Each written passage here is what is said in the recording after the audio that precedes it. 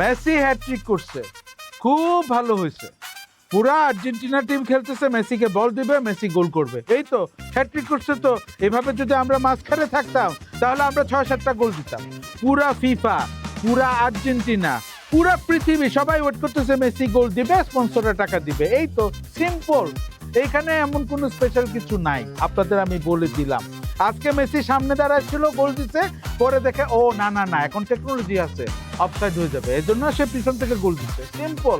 তারপরে কি হয়েছে, 70 মিনিট হয়েছে, সে হ্যাট্রিক করছে, তারপরে পরিশ্রম করে পুরো দল যে খেলতেছে সেটা নিয়ে তার মাথা ব্যথা নাই, সে নেমে গেছে।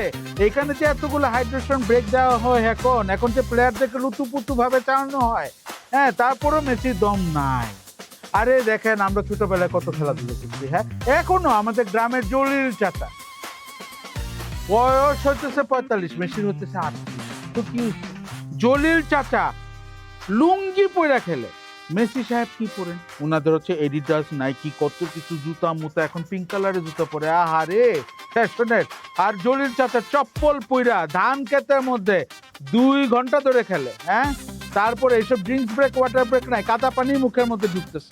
আর উনি খেলা শেষে আবার 2 ঘন্টা দৌড়ায়, উনি আবার বাড়ির মধ্যে ফেরত যায়।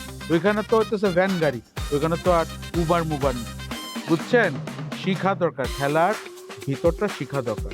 আর এদিকে জিনেদিন জিদান, হ্যাঁ, উনি তো লিজেন্ড কিন্তু একদম। এখানে তো পোলা পাইন্ডি আমাদের বুঝবেন না যে এখানে আসলে উনি কি লেভেলের প্লেয়ার ছিল।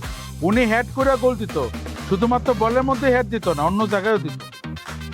তার পোলা এখন আলজেরিয়ার গোলকিপার, তার বাবা ফ্রান্সের হয়ে গোল করত, আর তার ছেলে আলজেরিয়ার হয়ে গোল খায়। মুখ দেখাবে কেমনে, মুখ ঢেকে রাখতে হয়। এদিকে আবার কাহিনী কি হয়েছে, ইরাকের আয়মান হোসেন, উনি ইউএস এর মাটিতে গোল দিচ্ছে। উনি 40 বছর পরে ইরাকের হয়ে ওয়ার্ল্ড কাপে গোল দিচ্ছে, একটা রেকর্ড। উনি দিছে গোল 2টা, একটা দিছে প্রতিপক্ষের জালে আর একটা দিছে নিজের জালে। মানে চিন্তা করেন, ইরাকের হোসেন ইউএস এর মাটিতে একই দিনে হিরো এবং ভিলেন। আমি আর কিছু বলবো না, এখন আবার ওয়ার্ল্ড কাপ ছাড়া কথা বললে সমস্যা।